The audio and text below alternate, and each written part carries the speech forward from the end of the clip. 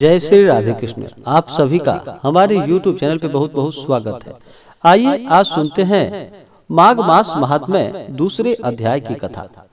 माघ मास का बड़ा ही विशेष महत्व माना गया है। माघ मास में पूरे महीने गंगा स्नान करने का, दान करने का, सरोवर आदि में स्नान करने का यह बड़ा ही विशेष महत्व होता है। इन दिनों जो भी सच्ची श्रद्धा के साथ एक महीने तक ठंडे जल में गंगा में स्नान करते हैं, डुबकियां लगाते हैं, उनके सभी पाप और ताप नष्ट हो जाते हैं। माघ के महीने में अवश्य ही सभी को गंगा स्नान करना चाहिए और माघ मास महात्म्य का कथा साथ में श्रवण करना चाहिए। इससे सभी पाप और ताप नष्ट होते हैं तथा पुण्य फलों की प्राप्ति होती है। तो आइए सुनते हैं माघ मास महात्म्य दूसरे अध्याय की कथा। तो बोलिए प्रेम से भगवान श्री हरि विष्णु की जय, माता लक्ष्मी की जय, भगवान श्री कृष्ण की जय, भगवान भोलेनाथ की जय। राजा के ऐसे वचनों को सुनकर तपस्वी कहने लगे कि हे राजन, भगवान सूर्य बहुत शीघ्र उदय होने वाले हैं, इसलिए यह समय हमारे लिए स्नान का है, कथा का नहीं। सो आप स्नान करके अपने घर को जाओ और अपने गुरु श्री वशिष्ठ जी से इस महात्म्य को सुनो। इतना कहकर तपस्वी सरोवर में स्नान के लिए आगे चले गए और राजा भी विधि पूर्वक सरोवर में स्नान करके अपने राज्य को लौट आया और रणनिवास में जाकर तपस्वी की सब कथा रानी को सुनाई। तब सूत जी कहने लगे कि हे महाराज, राजा ने अपने गुरु वशिष्ठ जी से क्या प्रश्न किया और उन्होंने क्या उत्तर दिया, सो कहिए। तब व्यास जी कहने लगे कि हे सूत जी, राजा दिलीप ने रात्रि को सुख से सोकर प्रातः समय ही अपने गुरु वशिष्ठ जी के पास जाकर उनके चरणों को छूकर प्रणाम करके तपस्वी के बताए हुए प्रश्नों को अति नम्रता से पूछा कि हे गुरुजी, आपने आचार, दंड, नीति, राज्य धर्म तथा चारों वर्णों की, चारों आश्रमों की क्रियाओं, दान और उनके विधान, यज्ञ और उनकी विधियां, व्रत, उनकी प्रतिष्ठा तथा भगवान विष्णु की आराधना अनेक प्रकार से तथा विस्तार पूर्वक मुझको बतलाइए। अब मैं आपसे माघ मास के स्नान के महात्म्य को सुनना चाहता हूँ। सो हे तपोधन, विनय पूर्वक इसकी विधि समझाइए। गुरु वशिष्ठ जी कहने लगे कि हे राजा, तुमने दोनों लोगों के कल्याणकारी वनस्पति तथा गृहस्थियों के अंतःकरण को पवित्र करने वाले माघ स्नान का बहुत सुंदर प्रश्न पूछा है। मकर राशि के सूर्य के आने पर माघ मास में स्नान का फल गौ भूमि, तिल वस्त्र, स्वर्ण, अन्न, घोड़ा आदि दानों तथा चंद्रोदय और ब्रह्मा कुर्च व्रत आदि से भी अधिक होता है। वैशाख तथा कार्तिक में जप, दान, तप और यज्ञ बहुत फल देने वाला होता है, परंतु माघ मास में इसका फल बहुत ही अधिक होता है।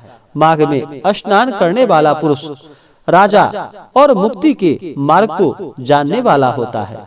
दिव्य दृष्टि वाले महात्माओं ने कहा है कि जो मनुष्य माघ मास में सकाम या भगवान के निमित्त नियम पूर्वक माघ में स्नान करता है, वह अनंत फल वाला होता है। उसको शरीर की शुद्धि, प्रीति, ऐश्वर्य तथा चारों प्रकार की फलों की प्राप्ति होती है। अदिति ने 12 वर्ष तक मकर संक्रांति में अन्न त्याग कर स्नान किया। इससे तीनों लोगों को उज्जवल करने वाले 12 पुत्र उत्पन्न हुए। माघ में स्नान करने से रोहिणी, शुभगा, अरुंधति दानशीलता हुई और इंद्राणी के समान रूपवती होकर प्रसिद्ध हुई। जो माघ मास में स्नान करते हैं तथा देवताओं के पूजन में तत्पर रहते हैं, उनको सुंदर स्थान, हाथी और घोड़ा की सवारी तथा दान को द्रव्य प्राप्त होता है। अतिथियों से उनका घर भरा होता है और उनके घर में सदा वेद ध्वनि होती रहती है। वह मनुष्य धन्य है जो माघ मास में स्नान करते हैं, दान देते हैं तथा व्रत और नियमों का पालन करते हैं और दूसरों के पुण्य के क्षीण होने पर से मनुष्य स्वर्ग से वापस आ जाता है, परंतु जो मनुष्य माघ मास में स्नान करता है वह कभी स्वर्ग से वापस नहीं आता। इससे बढ़कर कोई नियम, तप, दान पवित्र और पाप नाशक नहीं है। भृगु जी के मणि पर्वत पर विद्याओं को यह सुनाया था, तब राजा ने कहा कि हे ब्राह्मण, भृगु ने कब मणि पर्वत पर विद्याधरों को उपदेश दिया था, सो बतलाइए। तब ऋषि जी कहने लगे कि हे राजन, एक समय 12 वर्ष तक वर्षा न होने के कारण, सब प्रजा क्षीण होने के कारण संसार में बड़ी उद्विग्नता फैल गई थी। हिमाचल और विंध्याचल पर्वत के मध्य देश निर्जन होने के कारण श्राद्ध, तप तथा स्वाध्याय सब कुछ लुट गए। सारा लोग विपत्तियों में फंसकर प्रजाहीन हो गया। सारा भूमंडल फल और अन्न से रहित हो गया। तब विंध्याचल से नीचे बहती हुई नदी के सुंदर वृक्षों के आच्छादित अपने आश्रम से निकलकर श्री भृगु ऋषि अपने शिष्यों सहित हिमालय पर्वत पर गए। इस पर्वत की चोटी नीली और नीचे का हिस्सा सुनहरी होने से सारा पर्वत पीताम्बरधारी श्री भगवान से सदृश होने लगता था। पर्वत के बीच का भाग नीला और बीच बीच में कहीं कहीं सफेद स्फटिक होने से तारों से युक्त आकाश जैसी शोभा को प्राप्त होता था। रात्रि के समय यह पर्वत दीपकों की तरह चमकती हुई दिव्य औषधियों से पूरित किसी महल की शोभा को प्राप्त होता था। वह पर्वत शिखाओं पर बांसुरी बजाती और सुंदर गीत गाती हुई किन्नरियों तथा केले के पत्तों की पातकाओं से अत्यंत शोभा को प्राप्त हो रहा था।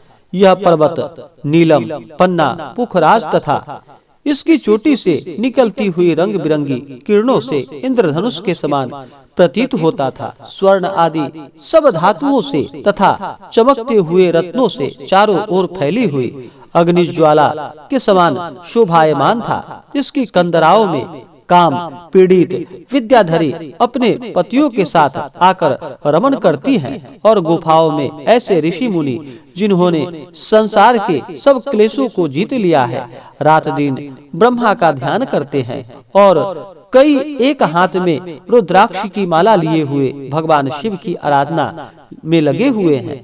पर्वत के नीचे भागों में जंगली हाथी अपने बच्चों के साथ खेल रहे हैं तथा कस्तूरी वाले रंग बिरंगे मृगों के झुंड इधर उधर भाग रहे हैं।